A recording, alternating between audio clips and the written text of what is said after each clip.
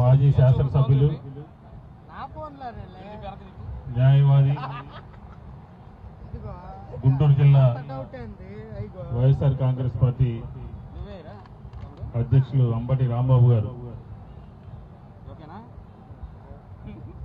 రాష్ట్ర వైఎస్ఆర్ కాంగ్రెస్ పార్టీ అధ్యక్షులు మాజీ ముఖ్యమంత్రి జగన్మోహన్ రెడ్డి గారి మాటల్లో మనం చెప్పుకోవాలి అని అంటే కాపు టైగర్ ఆయన ఈ ప్రభుత్వం మీద, పోలీస్ యంత్రాంగం మీద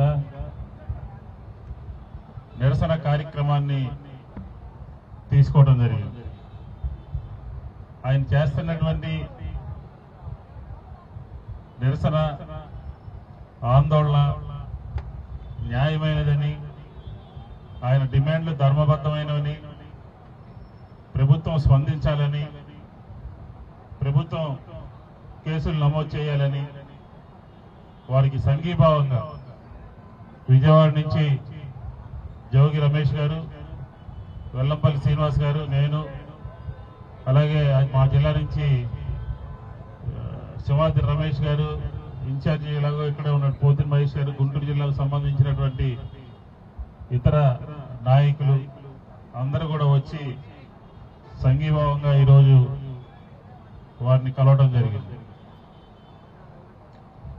తెలుగుదేశం అనేది ఎప్పుడు అధికారంలో ఉన్నా తన లక్ష్యం కాపు సంఘానికి సంబంధించి కాపు నాయకుల మీదే టార్గెటెడ్ గా పనిచేస్తూ ఉంటుంది. ఎందుకంటే ఈ రాష్ట్రంలో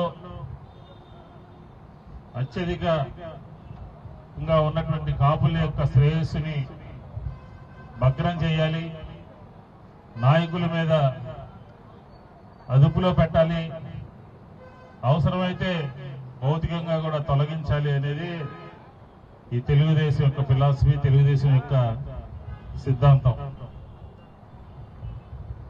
ప్రభుత్వము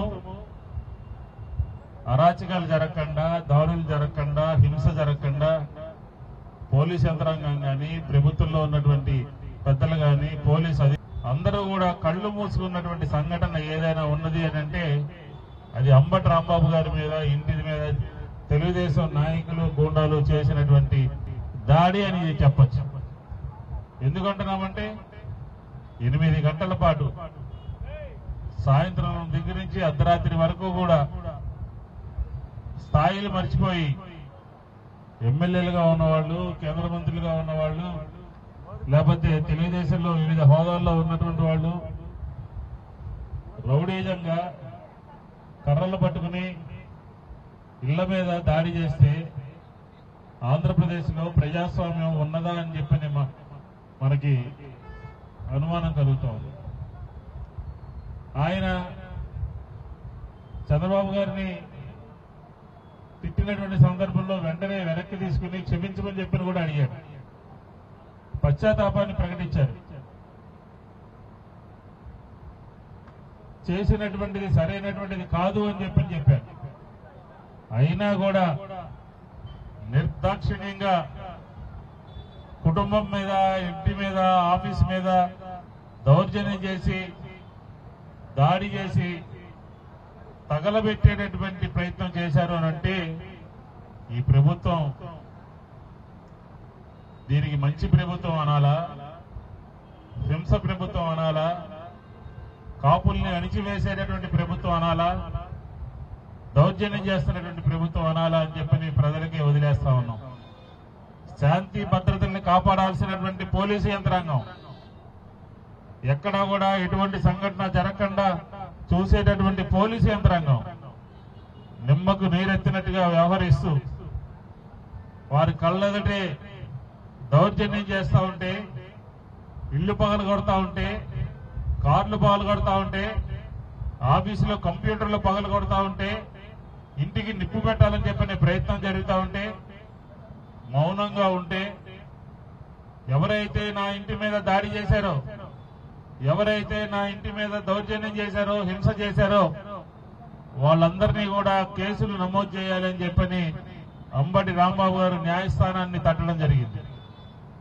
న్యాయస్థానాన్ని ఆశ్రయించడమే కాదు, న్యాయస్థానానికి వెళ్లడంతో పాటు ఈ ప్రభుత్వం మీద ప్రజలతో ఉద్యమం చేయించాలి, ఒత్తిడి తీసుకురావాలి అని చెప్పని ఒక ఆలోచనతో ఈ కార్యక్రమాన్ని తీసుకున్నారు. ఆ రోజు ఆంధ్రప్రదేశ్ లో ఉన్నటువంటి ప్రజలందరూ కూడా 8 గంటల పాటు అన్ని టీవీల్లోనూ లైవ్ కూడా చూశారు. అలాంటి వ్యక్తులందరినీ కూడా స్టేషన్ బెయిల్ ఇచ్చి పంపించేశారనంటే ప్రభుత్వం కుట్ర కాదా, ప్రభుత్వం దాడి కాదా, ప్రభుత్వం ప్రోత్సాహంతో చేసినటువంటి కార్యక్రమం కాదా అని చెప్పని ఈ సందర్భంగా అడుగుతా ఉన్నాం. ఎందుకు స్టేషన్ బెయిల్ ఇవ్వాల్సి వచ్చినటువంటి అవసరం ఏర్పడింది? ఎందుకు ఉదాసీనంగా వ్యవహరించారు? ఆ రోజు దాడి జరుగుతూ ఉంటే ఒక వైఎస్ఆర్ కాంగ్రెస్ పార్టీకి సంబంధించినటువంటి నాయకులందరూ కూడా వెళ్లి డీఐజీని కలవడానికి వెళ్తే ఇంటర్వ్యూ ఇవ్వలేదు, ఎస్పీలకి ఫోన్ చేస్తే ఫోన్ తీసుకోలేదు, డీఐజీలకి ఫోన్ చేస్తే ఫోన్ తీసుకోలేదు. దీన్ని ఏమనాలి అని చెప్పని ఈరోజు ఆంధ్రప్రదేశ్ ప్రజానీకాన్ని అందరినీ కూడా అడుగుతా ఉన్నాం. అదే కాదు, 2014 నుంచి 19 వరకు కూడా తెలుగుదేశం ప్రభుత్వం ఉంది అధికారంలో. ఆ రోజుల్లో కూడా ఇలాంటి సంఘటనలే జరిగినాయి. ఎలాంటి సంఘటనలు అంటే కాపులు బీసీలు కాపు రిజర్వేషన్ కోసం ముద్రగడ పద్మనాభం గారి నాయకత్వంలో ఆ రోజు ఉద్యమం జరిగితే దాన్ని హింసగా చిత్రీకరించి కేసులు నమోదు చేశారు. అక్రమంగా అన్యాయంగా రైళ్లు తగలబెట్టారని చెప్పని.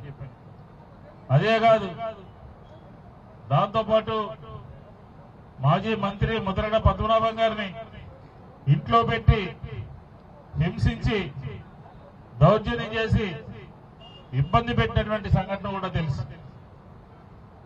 ఈ రకంగా కాపు లీడర్స్ గాని కాపు నేతలను గాని ఆ రోజు ముందస్తుగా అరెస్టులు చేయటము, దౌర్జన్యాలు చేయడం జరిగింది. ఇంకా కొంచెం ముందుకెళ్తే మనం 88, 89 ప్రాంతాల్లో ఆంధ్రప్రదేశ్ ప్రజానీకానికి కాపులు సమాజంతో పాటు ఈ రాష్ట్రంలో ఉన్నటువంటి పేదలకి, బడుగు బలహీన వర్గాల వారికి అందరికీ కూడా నేనున్నాను అని చెప్పని ఆంధ్రప్రదేశ్ లో తెలుగుదేశం ప్రభుత్వం మీద పోరాటం చేసినటువంటి ఆ రోజుల్లో వంగవీటి మోహన్ రంగారావు గారి హత్య కూడా ఆ రోజు ఉన్నటువంటి సర్కారీ హత్యగా ఆ రోజుల్లో అందరూ చెప్పేటటువంటి వాడు. ఆ హత్య చూసిన తర్వాత ఈ రోజు మనకి అదే రోడ్డు, అదే టెంట్, ఇక్కడ మళ్ళీ కాపు టైగర్ గా అంబటి రాంబాబు గారు నిరాహార దీక్ష చేస్తా ఉన్నాడు. ఆయన్ని కూడా రక్షించుకోవాల్సినటువంటి అవసరం ఈ సమాజం మీద, ఈ నాయకత్వం మీద, వీళ్ల మీద, అందరి మీద కూడా ఉన్నది అని చెప్పిన కూడా ఈ సందర్భంగా నేను చెప్తా ఉన్నాను. ఆ రోజు జరిగినటువంటిది, ఆ రోజు సర్కారీ హత్య జరిగింది. ఆ హత్య వంగవీటి మోహన్ రంగారావు గారిని అంతం చేస్తే, లేకపోతే తొలగిస్తే, లేకపోతే చంపేస్తే ఇంకా మన ప్రభుత్వాన్ని ప్రశ్నించేటటువంటి వాళ్ళు ఎవరో ఉండరు అనే ఒక ఉద్దేశంతో ఆ రోజు ఆ సంఘటన జరిగితే చనిపోయి 40 సంవత్సరాలైనా ఇంకా రాబోయే 40 సంవత్సరాలకు కూడా వంగవీటి మోహన్ రంగారావు గారి పేరు తొలగించేటటువంటి శక్తి ఆంధ్రప్రదేశ్ లో ఎవరికీ కూడా లేదు అని చెప్పి ఈ సందర్భంగా మనం చేస్తా ఉన్నాం. అలాంటి సంఘటన మళ్ళీ అంబటి రాంబాబు గారి విషయంలో జరిగింది. అంబటి రాంబాబు గారు ఆయన తనకున్నటువంటి లాయల్టీతో జగన్మోహన్ రెడ్డి గారితో మొట్టమొదటిగా అడుగు వేసి ప్రతిరోజు కూడా తెలుగుదేశం చేస్తున్నటువంటి అప్రజాస్వామిక పరిపాలనని ప్రశ్నిస్తూ నిలదీస్తూ ఆయన మాట్లాడుతుంటే ఈ ప్రభుత్వము సహించలేకపోతా ఉంది. ఈ ప్రభుత్వము చూస్తా ఊరుకోలేకపోతా ఉంది. కాబట్టి ఆ రోజు వంగవీటి మోహన్ రంగారావు గారి ఆ హత్య ఏ రకంగా జరిగిందో అలాంటి సంఘటనలు మళ్ళీ అంబటి రాంబాబు గారి పట్ల జరగకుండా మనం చూసుకోవాల్సినటువంటి ఆవశ్యకత ప్రతి ఒక్కరి మీద కూడా ఉన్నది అని చెప్పిన కూడా ఈ సందర్భంగా మనం చేస్తా ఉన్నాం. రాష్ట్ర వైఎస్ఆర్ కాంగ్రెస్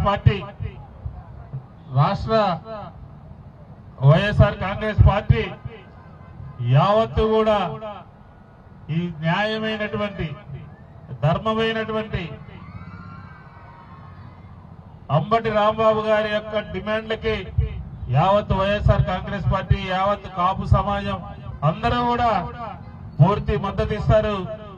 ఖచ్చితంగా ఈ ప్రభుత్వం దిగొచ్చే విధంగా, ఖచ్చితంగా జరిగినటువంటి సంఘటనల మీద బాధ్యులైనటువంటి వాళ్ళ మీద కేసులు నమోదు చేసే విధంగా, అదే కాకుండా మంత్రిగా పనిచేసి, ఇరిగేషన్ శాఖ మంత్రిగా పనిచేసి, ఏపీఐఐసి చైర్మన్ గా పనిచేసి 2 సార్లు శాసనసభకు ఎన్నికైనటువంటి వ్యక్తి మీద అర్ధరాత్రి 1 గంటకి పోలీసులు దౌర్జన్యం చేశారు.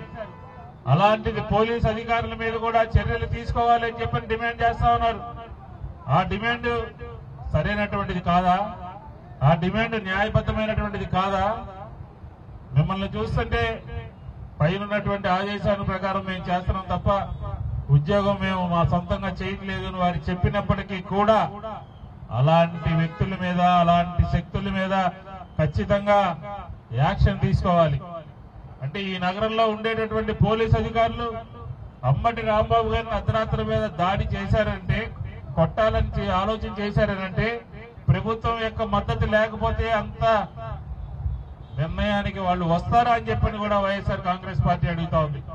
కాబట్టి ఖచ్చితంగా ఇది ఈ రోజు గుంటూరులో జరగచ్చు, రేపు రాష్ట్రం అంతా కూడా పార్టీ ఒక నిర్ణయం తీసుకుని, అలాగే పక్కనే ఉన్నాడు మాజీ మంత్రి జోగి రమేష్ గారు, వారి ఇళ్ల మీద కూడా వెళ్లి దాడులు చేయడం జరిగింది. వాళ్ళ ఇంటి మీద కూడా పెట్రోల్ బాంబులు వేయడం జరిగింది. అసలు ఏంటి సంస్కృతి? పోలీసు యంత్రాంగం ఉందా? శాంతి భద్రతలు ఉన్నాయా? ఎవరైనా ప్రశ్నిస్తే, ఎవరైనా నిలదీస్తే వాళ్ళ మీద కూడా కేసులు నమోదు చేస్తా ఉన్నారు. నిన్నే వైఎస్ఆర్ కాంగ్రెస్ పార్టీ ఆఫీసులో ఉన్నటువంటి శ్రీహరి ప్రెస్ సెక్రటరీని వారిని తీసుకెళ్లి కుప్పంలో అన్యాయంగా అక్రమంగా కేసు పెట్టారు.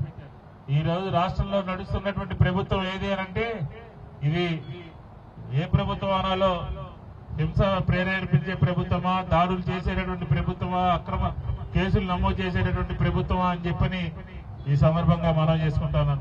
కాబట్టి అలాంటి సంఘటనలు జరగకుండా, వంగవీటి మోహన్ రంగారావు గారి హత్య లాంటి సంఘటనలు జరగకుండా, ముద్రగడ పద్మనాభం గారికి జరిగినటువంటి అమానవీయ సంఘటనలు జరగకుండా, అంబటి రాంబాబు గారి ఇంటి మీద జరిగినటువంటి దౌర్జన్యపూరితమైనటువంటి సంఘటనలు జరగకుండా వైఎస్ఆర్ కాంగ్రెస్ పార్టీతో పాటు ఈ రాష్ట్రంలో ఉన్నటువంటి కాపు సమాజం అంతా కూడా ముందుకు రావాలి అని చెప్పి ఈ సందర్భంగా కోరుతూ, ఖచ్చితంగా డిమాండ్లు పరిష్కరించడం పోతే, ప్రభుత్వం దిగిరాకపోతే ఇది రాష్ట్ర వ్యాప్త ఉద్యమంగా కూడా తీసుకెళ్ళడానికి ఎక్కడా కూడా వెనకాడేటటువంటి ప్రసక్తి లేదు అని చెప్పి కూడా ఈ సందర్భంగా తెలియజేసుకుంటూ, ఇక్కడ విచ్చేసినటువంటి పెద్దలకి, వేదికను అలంకరించినటువంటి వాళ్ళకి, ఇక్కడ ఉన్నటువంటి యంత్రాంగానికి అందరికీ కూడా పేరున అభినందనలు, ధన్యవాదాలు తెలియజేసుకుంటూ